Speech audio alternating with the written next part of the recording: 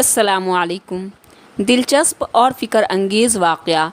ایک دن علامہ ابن قیم رحمہ اللہ ایک درخت کے نیچے بیٹھے ہوئے تھے کہ انہوں نے ایک چیونٹی کو دیکھا جو ایک ٹڈی کے پر کے پاس آئی اور اس کو اٹھا کر لے جانے کی کوشش کی، مگر نہیں لے جا سکی۔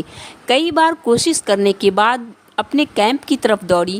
تھوڑی ہی دیر میں وہاں سے چیونٹیوں کی ایک فوج لے کر نمودار ہوئے اور ان کو لے کر اس جگہ آ گئی جہاں پر ملا تھا۔ گویا وہ ان کے ساتھ مل کر پر لے جانا چاہتی تھی۔ چیونٹیوں کی اس جگہ پہنچنے سے پہلے ابن قیم رحمہ اللہ نے وہ پر اٹھا لیا تو ان سب نے وہاں اس پر کو تلاش کیا، مگر نہ ملنے پر سب واپس چلے گئے، مگر ایک چیونٹی وہیں رہی اور ڈھونڈنے لگی جو شاید وہی چیونٹی تھی۔ اس دوران ابن قیم رحمہ اللہ نے وہ پر دوبارہ اسی جگہ رکھ دیا۔ جب اس چیونٹی کو دوبارہ وہی پر مل گیا تو وہ ایک بار پھر دوڑ کر اپنے کیمپ میں چلی گئی اور پہلے کے مقابلہ میں کچھ کم چیونٹیوں کو لے کر آئی۔ گویا زیادہ تر نے اس کی بات کا یقین نہیں کیا۔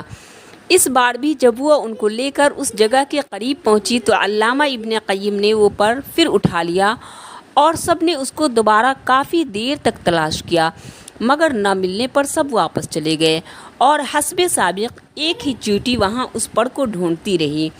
اس دوران علامہ ابن قیم رحمہ اللہ نے ایک بار پھر وہی پر اسی جگہ رکھ دیا تو اسی چیونٹی نے اس کو ڈھونڈ لیا اور اپنے کیمپ کی طرف ایک بار پھر دوڑ کر گئی، مگر اس بار کافی دیر کے بعد صرف 7 چیونٹیوں کو لے کر آئی۔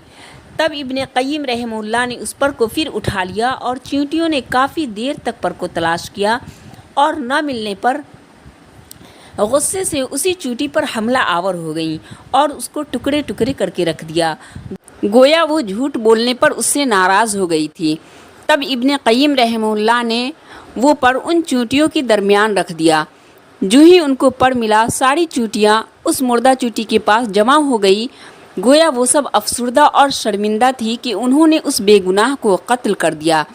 ابن قیم رحمہ اللہ کہتے ہیں کہ یہ سب دیکھ کر مجھے بہت افسوس ہوا اور میں نے جا کر یہ واقعہ ابو العباس ابن تیمیہ رحمہ اللہ کو بتایا۔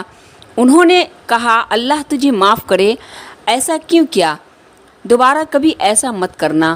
سبحان اللہ۔ ناظرین، جھوٹ سے نفرت فطرت کا حصہ ہے۔